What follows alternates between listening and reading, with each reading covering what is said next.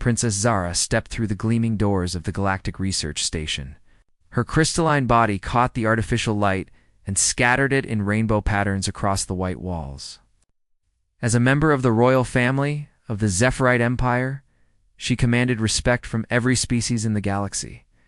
But today, she came here not as royalty, but as the galaxy's most famous expert on alien biology. The research station floated in space between 3 star systems. Scientists from hundreds of different worlds worked here together.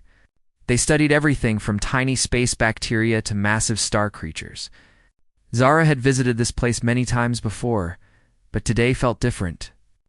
Today, she would learn about the strangest species the galaxy had ever discovered. Human Zara walked down the long corridor toward Laboratory Section 7.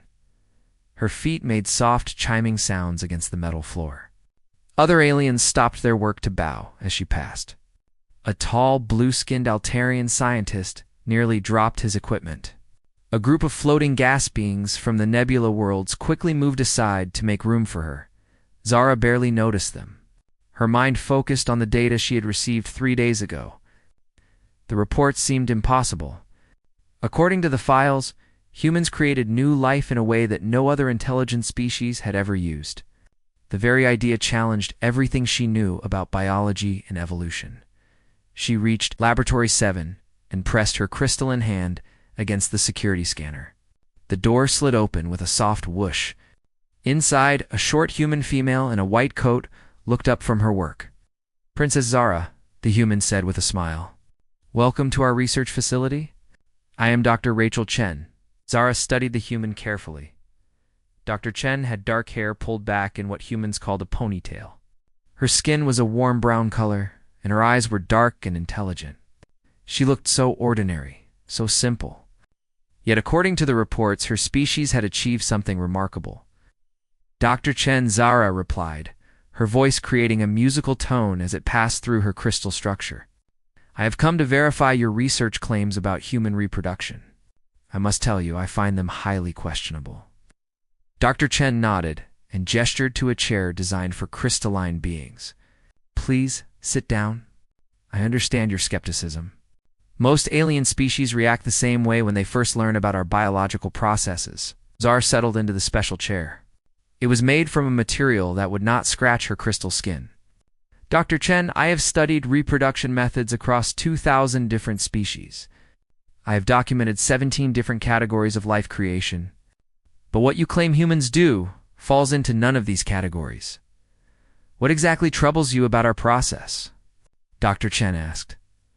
Zara's body glowed brighter with agitation. "You claim that 2 separate human beings can create a third human being by combining tiny biological materials. You say this new being grows inside one of the parents for nearly a full planetary cycle. This contradicts every principle of advanced biology." Dr. Chen walked to a large wall screen and activated it. Images appeared showing human cells under powerful microscopes. "Princess, let me show you how it works.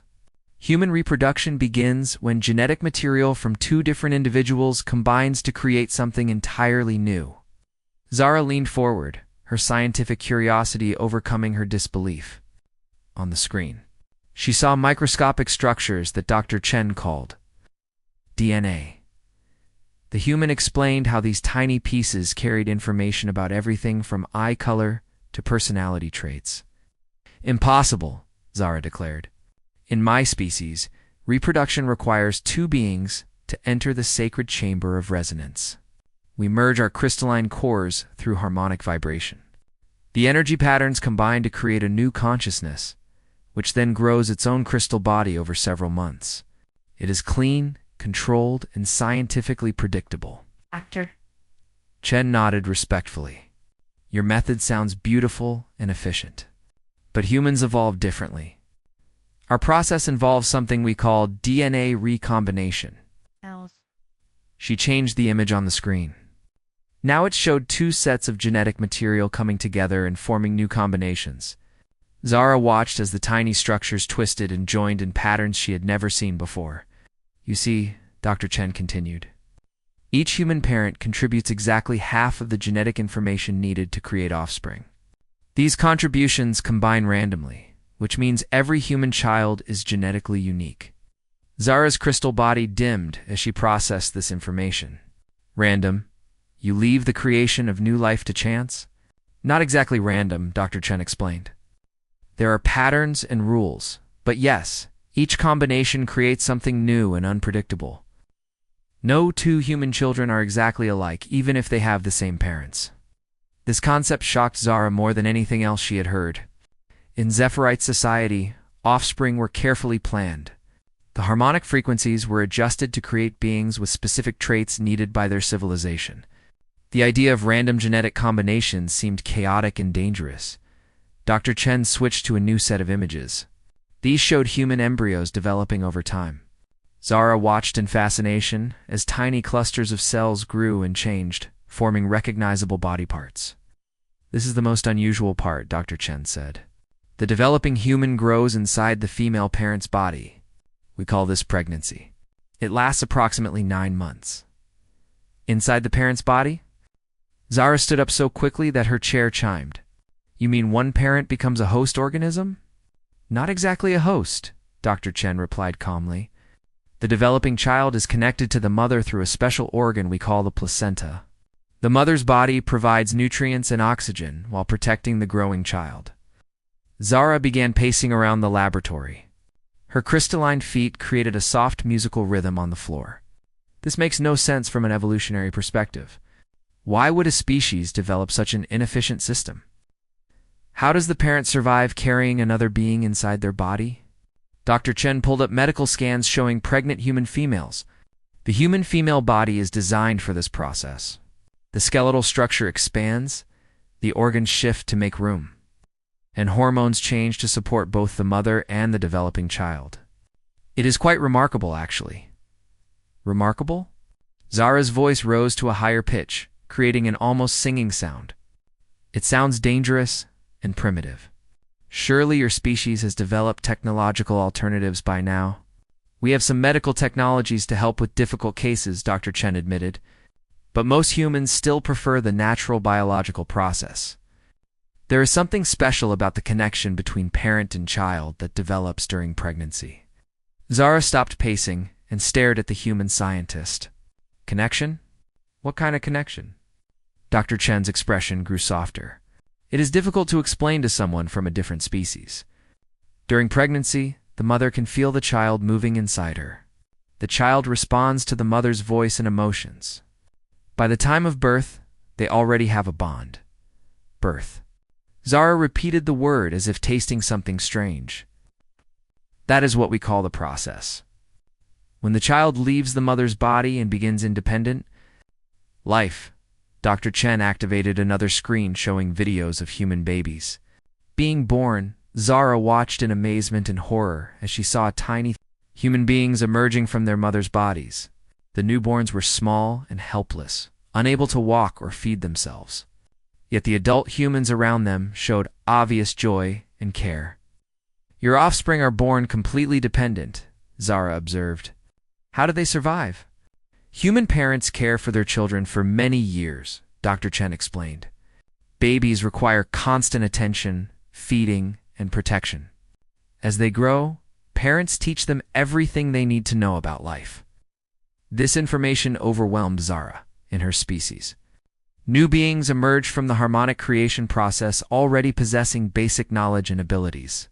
They could communicate, move independently, and contribute to society within days of their creation. Dr. Chen, Zara said slowly, "You are telling me that humans willingly take on the burden of caring for helpless offspring for years? Why would any species evolve such an inefficient system?" Dr. Chen smiled. Many aliens ask the same question, but we do not see it as a burden. Raising children is one of the most meaningful experiences in human life. The years of care and teaching create deep emotional bonds between parents and children. Emotional bonds? Zara had heard of emotions, of course. Many species experienced them to some degree. But Zephyrites were primarily logical beings who made decisions based on reason and efficiency. Yes, Dr. Chen said. Human parents love their children deeply. This love motivates them to sacrifice their own comfort and resources to ensure their offspring survive and thrive. Zara processed this information slowly. And the children? What did they contribute during these years of dependency? Dr. Chen's smile grew wider. They bring joy, wonder, and purpose to their parents' lives. Watching a child learn and grow, seeing them develop their own personality and dreams, experiencing their affection and trust, these things make the challenges worthwhile. The Crystal Princess sat back down in her chair. Everything Dr. Chen told her contradicted the logical principles that governed her civilization. Yet the data was undeniable. Humans not only survived using this chaotic reproduction system, they thrived with it. "Show me more of your evidence," Zara demanded. "I want to see these family structures you speak of." Dr. Chen activated a new set of screens showing human families in their daily lives. Zara watched videos of parents feeding small children, teaching them to walk, reading them stories, and playing games together. She saw children laughing, learning, and showing obvious affection for their caregivers. "These emotional displays," Zara said, pointing at the screens, "are they genuine or performed for social expectations?" "They are completely genuine," Dr. Chen assured her. "Human children naturally love and trust their parents. Parents naturally want to protect and nurture their children. These instincts evolved over millions of years." Zara studied the images more carefully. She saw human children who looked similar to their parents but had unique features. Some had their mother's eyes but their father's hair color. Others had completely different physical traits than either parent. "The genetic randomness you mentioned," Zara said. "It creates this variety in appearance." "Exactly. Each child receives a unique combination of traits from both parents. Sometimes children look very much like one parent, sometimes they look like both, and sometimes they look quite different from either parent." "But how do parents bond with offspring who do not resemble them closely?" Dr. Chen looked puzzled by the question. "Physical resemblance is not important for bonding. Parents love their children regardless of how they look. The bond comes from the shared experience of pregnancy, birth, and years of care." This concept astounded Zara. In Zephyrite society, new beings were created to serve specific purposes and were designed accordingly. The idea of loving someone regardless of their appearance or abilities seemed illogical. Dr. Chen, Zara said carefully, "I need you to understand my perspective. My species creates new life through careful planning and harmonic resonance. We design each new being to have the traits our society needs. The process is efficient, predictable, and serves our civilization's goals." "What you describe sounds chaotic and wasteful." Dr. Chen nodded thoughtfully. "I understand your viewpoint. Many highly advanced species have told us similar things. But consider this. Our chaotic system has produced remarkable diversity and adaptability. Because each human is unique, our species can handle many different challenges and environments." She activated another screen showing human achievements across their history. Zara saw images of art, music, literature, scientific discoveries, and technological innovations. "This diversity of thought and ability comes from our random genetic combinations," Dr. Chen continued. "Because we cannot predict what traits each child will have, we have developed incredibly varied capabilities as a species." Zara examined the evidence of human creativity and adaptability. She had to admit it was impressive, but it still seemed like an inefficient way to achieve such results. "Furthermore," Dr. Chen added, "our emotional family bonds create strong motivations for cooperation and sacrifice. Humans will work extremely hard and take great risks to protect and provide for their families. Even for offspring who are not genetically optimal?" Zara asked. "Especially for offspring who need extra help," Dr. Chen replied firmly. "Human parents will devote their entire lives to caring for children with special needs or challenges. We do not abandon those who are different." This statement shocked Zara more than anything else she had heard. In her society, beings who could not contribute efficiently were gently guided toward different roles, or, in extreme cases, had their harmonic frequency adjusted. "You care for non-productive offspring?" Zara asked. "We care for all our children," Dr. Chen said with obvious emotion in her voice. "Every human life has value regardless of abilities or productivity. This is one of our most fundamental beliefs." Zara's crystal body flickered as she struggled to understand this concept. How could a species survive if they wasted resources on non-productive members? Yet the evidence showed that humans not only survived but prospered with this approach. The conversation was interrupted by an alert signal. Dr. Chen checked her communication device and smiled. "Would you like to see something special? One of our researchers just welcomed a new baby. Would you like to meet a real human family?" Zara hesitated. Part of her wanted to refuse and return to her ship with what data she had already collected. But her scientific curiosity was stronger than her discomfort.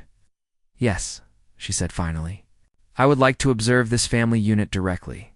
Dr. Chen led her to another section of the research station. They entered a small apartment where Zara saw her first human family. A man and woman sat together on a soft chair, holding a tiny human baby between them. The infant was small, wrinkled, and appeared completely helpless. "Princess Zara," Dr. Chen said softly. "Meet Dr. James Liu and Dr. Maria Santos." "And their daughter Anna," Zara approached carefully, not wanting to alarm the humans with her crystalline appearance. But both parents smiled warmly at her. "It is an honor to meet you, Princess," Dr. Liu said. "Would you like to see Anna up close?" Zara moved closer to examine the baby. Anna was even smaller than she had expected from the videos. Her eyes were closed and she made soft breathing sounds. Her tiny hands moved randomly in the air. "She was born yesterday," Dr. Santos explained proudly. "She weighs 3.2 kilograms and is 48 centimeters long." "Those measurements seem very small," Zara observed. "Is this normal for your species?" "Perfectly normal," Dr. Liu replied. "Human babies are born quite small and helpless. She will grow rapidly over the next few months." As if responding to their conversation, baby Anna opened her eyes and looked around. Her unfocused gaze passed over Zara's crystal form without fear or recognition. "Does she recognize you as her parents?" Zara asked. "Not visually yet," Dr. Santos said, "but she knows our voices from hearing them during pregnancy. Watch this." Dr. Santos spoke to the baby in soft, gentle tones. Anna turned her head toward the sound and made small cooing noises in response. Zara watched this interaction with growing amazement. "She responds to your vocal patterns?" "Yes," Dr. Liu said. "She has been listening to our voices for months while developing inside Maria's body. She finds them comforting. And you will care for her constantly until she becomes independent?" Zara asked. Both parents nodded enthusiastically. "For many years," Dr. Santos confirmed. "She will need us to feed her, keep her clean, teach her to walk and talk, and guide her as she learns about the world." "Are you not concerned about the resource investment?" Zara pressed. "The time and energy you will spend could be used for other activities." Dr. Liu and Dr. Santos exchanged a look that Zara did not understand. Then Dr. Liu spoke carefully. "Princess, I think you may not understand how we feel about our daughter. We do not see caring for Anna as a burden or resource drain. She is the most precious thing in our lives. Watching her grow and learn will bring us more joy than any other activity, more joy than your scientific research." Zara asked, genuinely curious. "Much more," Dr. Santos said without hesitation. "Our research is important and fulfilling, but nothing compares to being Anna's parents." Zara found this statement almost impossible to believe. Both Dr. Liu and Dr. Santos were accomplished scientists with impressive careers. Yet they claimed that caring for one small, helpless being would be more meaningful than their professional achievements. Baby Anna made a small crying sound, and both parents immediately focused their attention on her. Dr. Santos adjusted the way she was holding the infant, and Dr. Liu spoke soothingly until Anna settled down again. "How do you know what she needs when she cries?" Zara asked. "We are learning," Dr. Liu admitted. "Sometimes she is hungry, sometimes uncomfortable, sometimes she just wants attention. Over time, we will understand her signals better. You'll learn her individual communication patterns." "Every human baby is different," Dr. Santos explained. "Anna will develop her own personality, preferences, and ways of expressing herself. Part of being a parent is learning to understand your specific child." This revelation stunned Zara. Not only did humans accept the randomness of genetic combinations, they embraced the individuality it created. Instead of trying to standardize their offspring, they celebrated differences. As Zara prepared to leave the family's apartment, baby Anna began crying more loudly. Both parents worked together to comfort her, checking if she needed food or cleaning, adjusting her position and speaking gently to her. Does this level of attention continue for months? Zara asked Dr. Chen as they walked back to the laboratory. Years, actually, Dr. Chen replied. The intensity decreases as children become more independent. But human parents remain involved in their children's lives indefinitely. Many adult humans maintain close relationships with their parents throughout their entire lives. Indefinitely? Zara repeated weakly. Even after the offspring become productive members of society. Family bonds do not end when children grow up, Dr. Chen explained. Adult children often care for their aging parents just as their parents cared for them. The cycle of love and support continues across generations. Zara felt overwhelmed by all this information. Everything about human reproduction and family structure challenged her understanding of efficient social organization. Yet she could not deny that it seemed to work for humans. As they reached the laboratory, Zara turned to Dr. Chen with one final question. Dr. Chen, you have shown me extensive evidence of your reproduction methods and family structures. But I still do not understand how such an inefficient system could evolve and survive. What evolutionary advantage does this chaos provide? Dr. Chen considered the question carefully before answering. Princess, perhaps the chaos itself is the advantage. Because we cannot control or predict our offspring, we have learned to adapt, to love unconditionally, and to find strength in diversity. These traits have helped humanity survive many challenges, and may be our greatest strength as we explore the galaxy. Zara left the research station with her crystalline mind spinning with new ideas. Everything she had witnessed challenged the fundamental principles of her advanced civilization. Yet she could not dismiss the evidence of her own senses.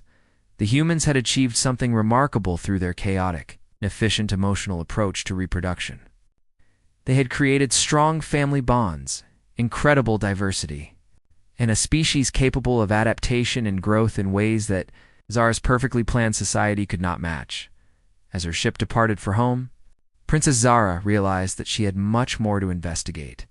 The implications of human reproduction methods could change everything the galaxy thought it knew about evolution, society, and the meaning of life itself. But first, she had to convince her own people that what she had witnessed was not an elaborate deception. She had to make them understand that sometimes the most primitive methods could produce the most advanced results. The lies she had expected to expose had turned out to be the most profound truths she had ever discovered, Princess. Zara stood before the high council of her crystalline homeworld, her body still glowing with the excitement of discovery. The 12 elder Zephirites sat in their harmonic circle, their crystal forms creating a symphony of light and sound as they processed her initial report. Princess Elder Keth spoke, his ancient crystal structure pulsing with skepticism. You are asking us to believe that an entire intelligent species reproduces through biological chaos and emotional attachment. This contradicts everything we know about advanced evolution. I understand your doubt, Zara replied, her voice creating harmonious tones that filled the council chamber. I felt the same way when I first heard the reports. But the evidence is undeniable. I must request permission to travel to the human homeworld and conduct direct field research. Elder Vera's crystal form shifted to a warning orange color. Princess, such a journey would be dangerous. These humans sound primitive and unpredictable. What if their chaotic nature extends to their behavior toward visitors? Zara had anticipated this concern. The humans at the research station were completely peaceful, cooperative. Dr. Chen specifically invited me to visit Earth to observe their society directly. They seemed eager to share their knowledge with other species. The council members exchanged harmonic frequencies that translated to whispered conversations. Finally, Elder Keth spoke again. Very well, Princess. But you will travel with a full diplomatic escort and maintain constant communication with the homeworld. 3 days later, Zara found herself aboard a Zephyrite diplomatic vessel approaching the blue and green planet called Earth. As they entered Earth's solar system, She was amazed by the planet's appearance. Unlike the carefully controlled crystal cities of her homeworld, Earth seemed wild and varied, with swirling clouds, vast oceans, and landmasses covered in different colors and textures. Princess Captain Nix reported from the bridge. "We are receiving a welcome transmission from Earth. They are directing us to a landing facility, near something called New York City." Zara watched through the ship's viewing ports as they descended through Earth's atmosphere. The planet's surface was covered with structures of many different shapes and sizes. Unlike the uniform geometric perfection of Zephyrite architecture, human buildings seemed to follow no single pattern or design philosophy. "Such chaos," Captain Nix observed. "How do they navigate or organize anything in such confusion?" Zara was beginning to suspect that what appeared to be chaos might actually be something else entirely. "Perhaps we should reserve judgment until we observe more closely," she suggested. The landing facility was unlike anything Zara had ever seen. Instead of the silent, efficient procedures of her homeworld, the human spaceport bustled with activity. People moved in all directions, carrying various items, talking loudly, and displaying obvious emotions through their facial expressions and body. Language Dr. Chen was waiting for them at the landing pad, accompanied by a small group of other humans. As Zara emerged from her ship, she noticed that the humans were all different heights, colors, and ages. Some had dark skin, others light. Some were tall, others short. Some appeared very young, while others showed obvious signs of aging. "Princess Zara!" Dr. Chen called out with a warm smile. "Welcome to Earth. I hope your journey was comfortable." "It was adequate," Zara replied, still adjusting to the strange sensation of standing on a planet with such chaotic energy patterns. "Dr. Chen, I noticed significant physical variation among your species. Is this normal?" Dr. Chen laughed, a sound that Zara found surprisingly pleasant. "Very normal. Humans come in many different appearances, and we consider this diversity one of our strengths. Let me introduce you to some of my colleagues." She gestured to the other humans. "This is Dr. Ben Okafor from Nigeria, Dr. Lin Zhou from China, Dr. Sophia Reyes from Mexico, and Dr. Ahmed Hassan from Egypt. They represent just a small sample of human diversity." Each human stepped forward and greeted Zara politely. She noticed that they all looked quite different from each other and from Dr. Chen. Yet they seemed to work together harmoniously. Zara said, "You mentioned that genetic randomness creates this variety. But how do you maintain social cohesion when your people are so different?" "That is exactly what we want to show you," Dr. Chen replied. "We have arranged for you to stay with several different human families over the next week. You will see how our reproduction and family systems work in real daily life." Zara felt a mixture of excitement and nervousness. Observing aliens in a sterile laboratory was one thing, but living among them in their natural environment was entirely different.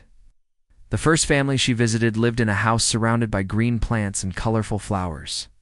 Tom and Lisa welcomed her warmly, along with their 3 children, 8-year-old Sam, 5-year-old Maya, and baby David, who was only 6 months old. "Princess Zara," Tom said as they entered the house, "we are honored to have you as our guest. Please make yourself comfortable." Zara looked around the human dwelling with fascination. Unlike the crystal structures of her homeworld, this house was filled with soft furniture, colorful decorations, and personal items that seemed to have no practical function. "These objects," she said, pointing to photographs on the walls, "what purpose do they serve?" Lisa smiled and walked over to the pictures. "These are family photographs. They help us remember special moments and show our love for each other." Zara examined the photographs more closely. They showed the family at different times and places, sometimes with additional humans who appeared to be related. In every picture, the humans were displaying positive emotions through facial expressions. "You preserve images of emotional experiences?" Zara asked. "Yes," Lisa replied. "Family memories are very important to humans. We enjoy looking back at happy times we have shared together." Before Zara could ask more questions, young Sam ran into the room carrying a small furry creature. "Mom, can Buster come inside?" "It is starting to rain," Sam asked. Zara stared at the creature in alarm. Is that a dangerous animal? Should I activate my defensive systems? The entire family laughed, which confused Zara even more. Tom gently explained, No, Princess. Buster is our dog. He is a pet, an animal companion that lives with our family. You keep animals in your dwelling? Zara asked. Many human families have pets, Lisa explained. We care for them, and they provide companionship and affection. Buster has been part of our family for 3 years. As if to demonstrate, the dog walked up to baby David and gently licked his hand. The baby made happy gurgling sounds and reached toward the animal. Zara watched in amazement as the dog seemed to understand that it needed to be gentle with the small human. The animal displays protective instincts toward your offspring, Zara observed. Dogs naturally form pack bonds, Tom explained. Buster considers our children part of his pack, so he protects them. This was another concept that challenged Zara's understanding. Not only did humans form emotional bonds with their randomly generated offspring, they also formed attachments to animals from completely different species. That evening, Zara observed the family's dinner routine. Unlike the efficient nutrient consumption practiced by her people, the humans gathered around a large table and shared food while talking about their day. 8-year-old Sam told his parents about a project he was working on at school. 5-year-old Maya described a game she had played with her friends. Baby David sat in a special chair designed for small humans and made various sounds that his family seemed to understand and respond to. Sam, Lisa said, did you remember to study for your mathematics test tomorrow? Sam's expression changed to one of worry. I forgot. Can you help me after dinner? Of course, Lisa replied. We will work on it together. Zara was struck by this interaction. The adult human was willing to spend her personal time helping the child with activities that would not benefit her directly. Zara asked, Why do you invest time in Sam's education? What advantage does this provide to you? Lisa looked puzzled by the question. Sam is my son. Helping him succeed in school is part of being his mother. I want him to have the best possible future, but he will eventually leave your household and become independent, Zara pointed out. The resources you invest in his education will not return to you. Tom and Lisa exchanged one of those looks that Zara was beginning to recognize as silent communication between mated humans. Princess, Tom said carefully, I think you may not understand how we feel about our children. We do not help them because we expect something in return. We help them because we love them and want them to be happy, Zara repeated. She had heard this word many times, but was still struggling to understand its meaning in practical terms. Love is the feeling that makes us want to protect and care for someone without expecting anything back, Lisa explained. Parents naturally love their children, and children love their parents. Even when the children are genetically random and may not possess optimal traits? Zara asked. Especially then, Lisa said firmly. We love our children exactly as they are, not for what we hope they would be. After dinner, Zara watched Lisa help Sam with his mathematics homework. The child was struggling with some concepts, and Lisa patiently explained them multiple times without showing frustration or anger. Sam is having difficulty with these calculations, Zara observed.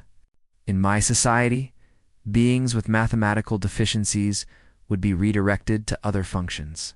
Lisa replied, He is 8 years old and still learning. Mathematics is challenging for many children his age. With practice and support, he will improve. And if he never excels at mathematics, then we will help him discover what he is good at, Lisa said simply. Every child has different strengths and interests. Our job as parents is to help each child develop their own unique abilities. Zara found this concept revolutionary. Instead of trying to create offspring with predetermined functions, humans encouraged individual development along unpredictable paths. Over the following days, Zara visited several more families. She met Mike, a single father, raising his daughter Emma after her mother died in an accident. She observed how neighbors and friends helped support him, creating an extended network of care around the child. She stayed with an elderly couple, Robert and Helen, who were caring for their adult son Daniel. Daniel had been born with what humans called special needs and required constant assistance. Yet Robert and Helen spoke of him with obvious pride and affection. "We have cared for Daniel for 35 years. Helen explained to Zara. "He brings us joy every day. But he requires significant resources and cannot contribute to your society's productivity," Zara pointed out. Robert's expression grew stern. "Princess Daniel is our son. His value is not measured by productivity. He teaches us about patience, compassion, and finding happiness in simple things. Our society is better because Daniel is part of it." Zara also spent time with a family that included adopted children. Ben and Sarah had 3 biological children and 2 adopted children whose biological parents could not care for them.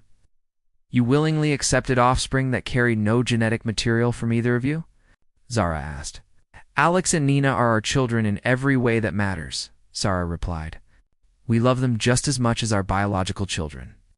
But they share no biological connection to you. Love creates connection that is stronger than biology," Ben explained. "The children we adopt become truly our children through the bonds we build together." Each family Zara visited reinforced the same patterns.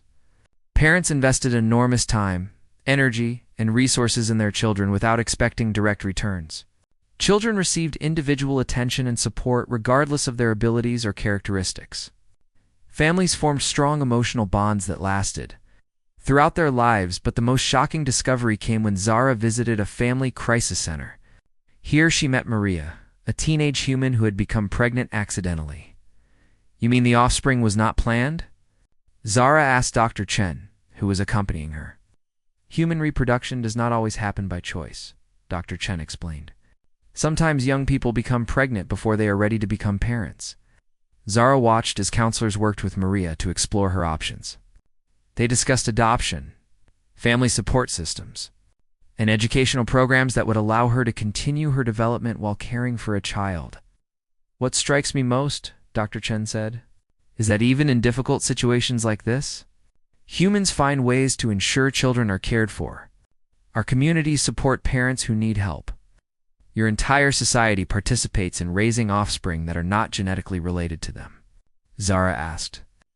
"In many ways, yes," Dr. Chen confirmed. "We have schools where trained adults educate all children, medical systems that care for any child who needs help, and social programs that support families in crisis. We believe that all children deserve care and opportunity." This revelation stunned Zara more than anything else she had witnessed. Not only did humans accept the chaos of random reproduction, they had built their entire civilization around supporting and nurturing all offspring, regardless of genetic relationships or optimal traits. After a week of observations, Zara requested a meeting with Earth's scientific leadership. She found herself in a conference room with researchers from around the planet, representing many different fields of study. "Dr. Chen and her colleagues have shown me extensive evidence of your reproduction and family systems," Zara began. "But I still struggle to understand how such apparent inefficiency creates success for your species." Dr. Wang, a geneticist from Beijing, responded first. "Princess, what appears inefficient to you may actually be our greatest strength. Because we cannot predict or control our offspring's traits, we have developed incredible adaptability. Human genetic diversity allows us to survive in many different environments," added Dr. Patel from Mumbai. "We have people adapted to hot climates, cold climates, high altitudes, and many other conditions." Dr. Johnson from London continued the explanation. "Our random genetic combinations also produce unexpected talents and abilities. Many of humanity's greatest achievements came from individuals whose unique traits would never have been planned or predicted." "Furthermore," said Dr. Okonkwo from Lagos, "our emotional family bonds create powerful motivations for cooperation and innovation. Humans will work extremely hard and take great risks to protect their families and communities." I was gonna listen to it. These explanations while processing everything she had observed. Slowly, a new understanding began to form in her mind.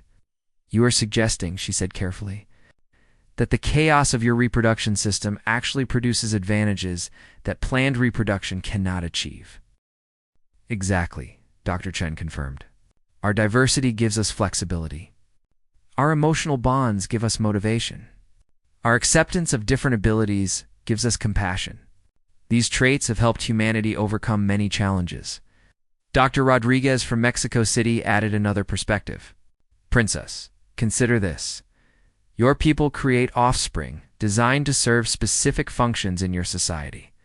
But what happens when your society faces unexpected challenges?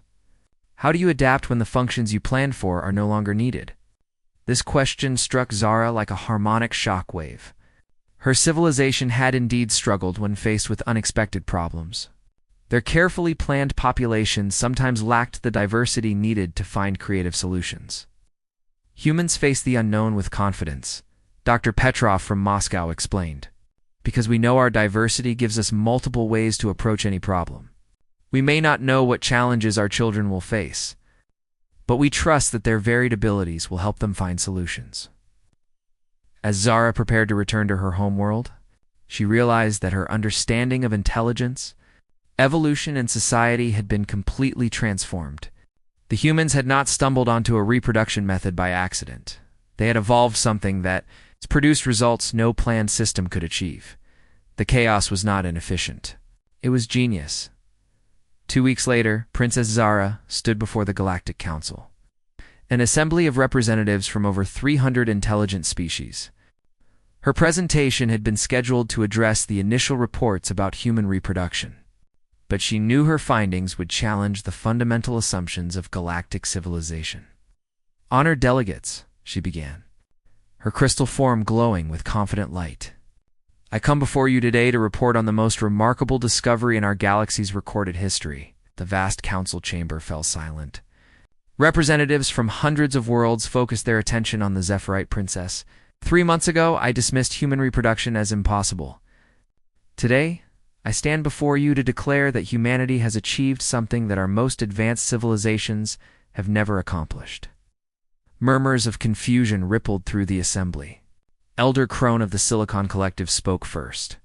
"Princess Zara, our preliminary reports suggested that humans reproduce through biological chaos. How can chaos be considered an achievement?" Zara activated a massive display screen showing the data she had collected on Earth. "Honored Elder, what we perceive as chaos is actually the most sophisticated evolution strategy ever discovered. Humans have created a reproduction system that produces optimal adaptability through controlled randomness." She displayed genetic diversity charts comparing humans to other species. Notice that human genetic variation far exceeds any other intelligent species. This variation allows them to adapt to virtually any environment or challenge. Senator Vix of the Mechanical Union raised a mechanical appendage.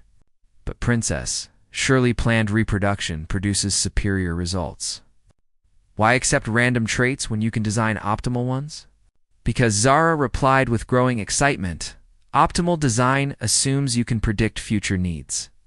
Humans have solved the problem of unpredictable challenges by ensuring their offspring possess unpredictable capabilities." She showed videos of human families, supporting children with various abilities and needs. Furthermore, their emotional bonding system creates unprecedented levels of cooperation and sacrifice. Human parents will invest unlimited resources in offspring, regardless of those offspring's productive capabilities. Admiral Zex of the warrior caste laughed harshly. "Princess, that sounds like weakness, not strength." Zara's crystal body pulsed with confident light. "Admiral, I have observed human parents who would face any danger to protect their children. I have seen communities that support all offspring, even those with special needs. This is not weakness, it is strength that our civilizations cannot comprehend." She displayed examples of human innovation and problem-solving. Their willingness to accept and nurture different abilities has produced incredible diversity of thought and creativity. Human achievements span art, science, engineering, philosophy, and countless other fields.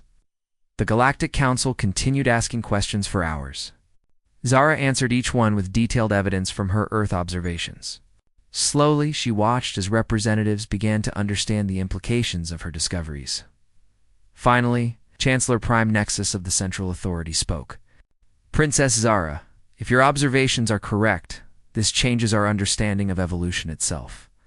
Are you recommending that advanced species abandon planned reproduction?" "Not abandon," Zara replied carefully. But perhaps learn from human methods. Their system produces results that our planned methods cannot achieve. Elder Keth of her own people asked the final question. Princess, what do you believe is the most important lesson we can learn from humanity? Zara paused, considering all her experiences on Earth. The most important lesson is that love creates strength. Humans do not reproduce to serve their civilization. They reproduce to create families bound by affection and commitment.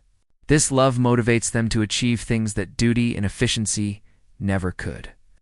The council session ended with a formal declaration that Earth would be designated a protected research world. More importantly, several species requested permission to send their own observation teams to study human family systems. As Zara returned to her crystal ship for the journey home, she carried with her more than scientific data. She carried a new understanding of what it meant to be alive, to care for others, and to find meaning in relationships that transcended biological efficiency. The lies she had initially sought to expose had become the greatest truths she had ever discovered, and she knew that the galaxy would never be the same.